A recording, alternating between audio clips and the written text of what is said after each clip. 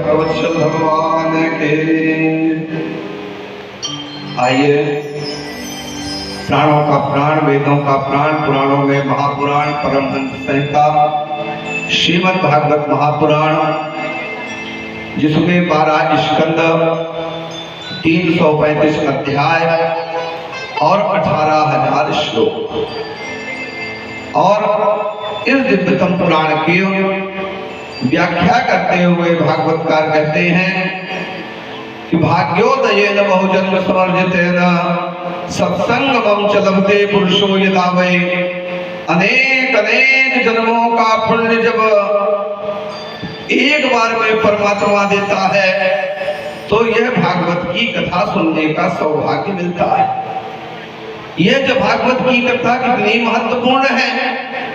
अरे जिस समय भगवान शुक्राचार्य कथा सुनाने के लिए बैठे और परीक्षित ने हाथ जोड़ा, बोले गुरुदेव अब बताइए उद्धार कैसे होगा। और शुक्राचार्य सुनाने जा रहे थे, तब तक स्वर्ग से देवता चले आए और देवताओं ने कहा गुरुजी रुकिए रुकिए रुकिए बाबा। कहा क्या हुआ? बोले परीक्षित को कथा सुनाने जा रहे हैं ना। बोले हाँ। तो बोले एक काम किया जाए। कहा क्या? बोले परीक्षित कथा क्यों सुन रहे हो? मरने से डर लग रहा है इसलिए ना, 7 दिन में मर जाना इसीलिए सुनना चाहते हो? बोले हाँ। बोले एक काम करो, ये अमृत का कलश लेकर के हम लोग आए हैं, एक काम करो ये अमृत पी लो, तुम नहीं मरोगे। तो सुखदेव भगवान ने कहा देवताओं ये कोई सामान्य चीज तो है नहीं, समुद्र मंथन से निकला हुआ अमृत है, और अगर समुद्र मंथन से निकले हुए अमृत को तुम लोग ऐसे ही बांट रहे हो तो ऐसे ही बांटना कभी संभव नहीं होगा, क्योंकि स्वार्थी आदमी बिना मतलब के कोई चीज किसी को नहीं देता। और तुलसीदास जी ने लिखा है आए देव सदा स्वार्थी, वचन कहाई जनु परमार्थी। देवता तो इतने बड़े स्वार्थी हैं, इतने बड़े स्वार्थी हैं। बोले भगवान श्री राम जब रावण से युद्ध कर रहे थे ना, रावण नहीं मर रहा, तो देवता हाथ जोड़ के कहते हैं महाराज जल्दी मार दो। राम ने कहा रुकिए अभी थोड़ा खेल खेलने दीजिए। अरे तो देवताओं ने कहा महाराज अब जल्दी राम खिलाओ ही, इसको ज्यादा मत खिलाइए। कहा क्यों? बोले अतिशय दुखित हो तो भय देगी। सीता बड़ी दुखी हो रही है, राम जी को बड़ी हंसी आई सुन करके। इस युद्ध के विभीषिका में भी, युद्ध के टेंशन में भी राम हंस पड़े बात को सुन करके। बोले देव वचन सुनी प्रभु मुस्काना, हंसी आ गई। कहा क्यों? बोले इतने बड़े स्वार्थी हो गए, आज तक वैदेही की चिंता तुमको नहीं हुई थी कि सीता 9 महीना से रो रही है, और आज रावण नहीं मर रहा तो सीता के दुख की चिंता कर रहे हो। वस्तुतः दुखी सीता नहीं है, दुखी तो तुम ही लोग हो ना रावण से। तो देवता इतने बड़े स्वार्थी हैं, और स्वार्थी आदमी अमृत दे रहा है। तो सुखदेव भगवान ने कहा देवताओं बदले में क्या पाना चाहते हो ये बताओ। नहीं बदले में तो दोगे नहीं, बदले में क्या चाहिए? तो देवताओं ने कहा बाबा ये जो भागवत की कथा का अमृत, ये जो सुख मुखाद मतद्रव संयुतम परीक्षित को पिला रहे हो, ये वाला अमृत हमको दे दो, और समुद्र मंथन वाला अमृत परीक्षित को पिला दो। अरे शुक्राचार्य भगवान ने कहा वाह देवताओं स्वकार्य कुशलो सुधा, आप अपना कार्य निकालने में बड़े निपुण हैं। और परीक्षित की ओर देखा, बताओ क्या चाहते हो? बताओ परीक्षित, एक तरफ कथा का अमृत रखा हुआ है, एक तरफ स्वर्ग वाला अमृत रखा हुआ है, बताओ क्या चाहते हो?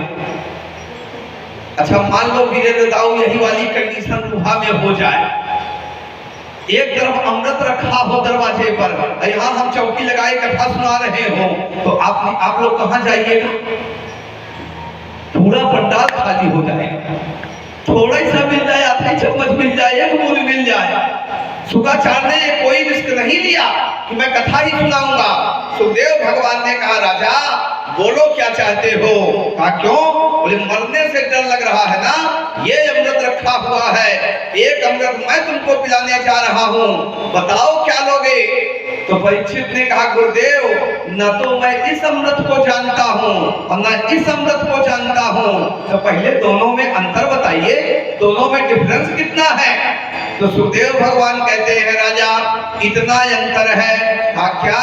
बोले क्वा सुधा क्वा कथा लोके क्वा कांच क्वा मणिर्महान।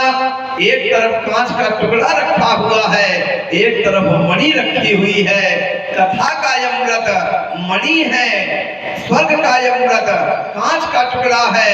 बताओ राजा क्या लोगे?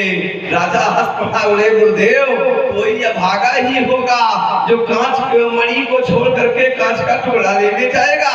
नहीं गुरुदेव, आप तो हमको कथा सुनाइए। सुखदेव भगवान ने देवताओं को डांटा, बोले ठगियो, यहाँ ठगने आए हो, भागो। अगर जिज्ञासु बन करके आए होते तो चुपचाप बैठ के कथा सुन लेते। अच्छा चुपचाप अगर कोई आता तो धीरेन्द्र दाऊ कथा करा रहे हैं, यहाँ पंडाल लगाया हुआ है, कोई आवा चुपचाप बैठ के सुन लेगा तो किसी को आपत्ति है क्या? लेकिन देवता चाहते हैं कि परीक्षित के बजाय हम जजमान बन जाएं, हमारा संकल्प लेके कथा सुनाइए। सुखदेव ने कहा नहीं देवताओं, अगर आप श्रद्धा से आए होते, जिज्ञासु से आए होते तो मैं आपको कथा सुना सकता था, लेकिन अपना अमृत ले करके जाओ। तो देवताओं ने कहा महाराज हमारा अमृत पीने वाले को दीर्घजीवी बनाता है।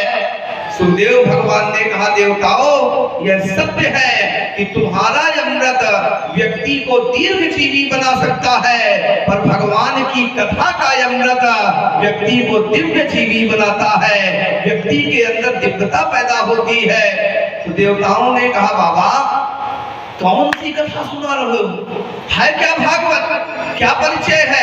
निगम कल्पतरोर गलितम फलम शुभमुखात् मृतद्रव संयुतम पिबत भागवतम रसमालयम मुहुर्हो रसका भूमि भावुका। यही है ना भागवत, निगम कल्पतरोर गलितम फलम, वेद रूपी कल्प वृक्ष का फल है भागवत। सुखदेव भगवान ने कहा हाँ। तो बोले जब हमको डायरेक्ट वेद ही प्राप्त है तो क्या भागवत प्राप्त नहीं होगा? जब हमको वेद मिल गया तो क्या भागवत अलग से मिलना पड़ेगा क्या? सुखदेव भगवान ने कहा देवताओं तुम्हारा प्रश्न बिल्कुल वैसा है जैसे वेदों से निकला है भागवत।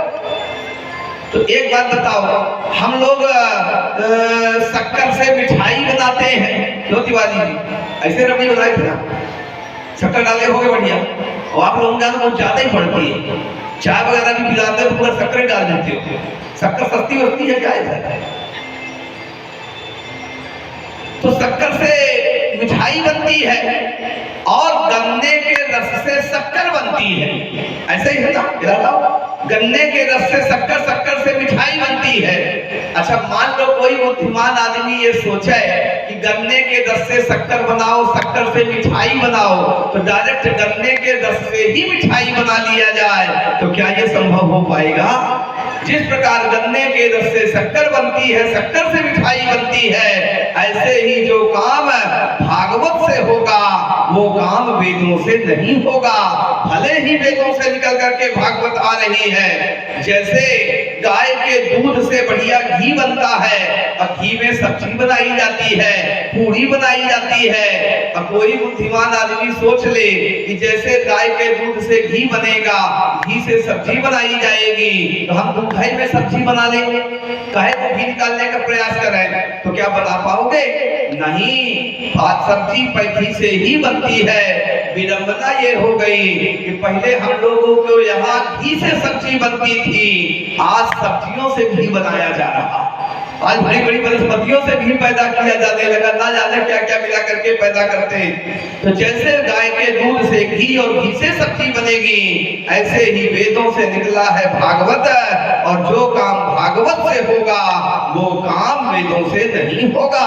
तो ऐसी दिव्यतम कथा शुकाचार्य सुनाने जा रहे हैं, और इस कथा में ये जो कथा आपके बीच में आने वाली है, ये कथा कैसी है, इस कथा का स्वरूप क्या है?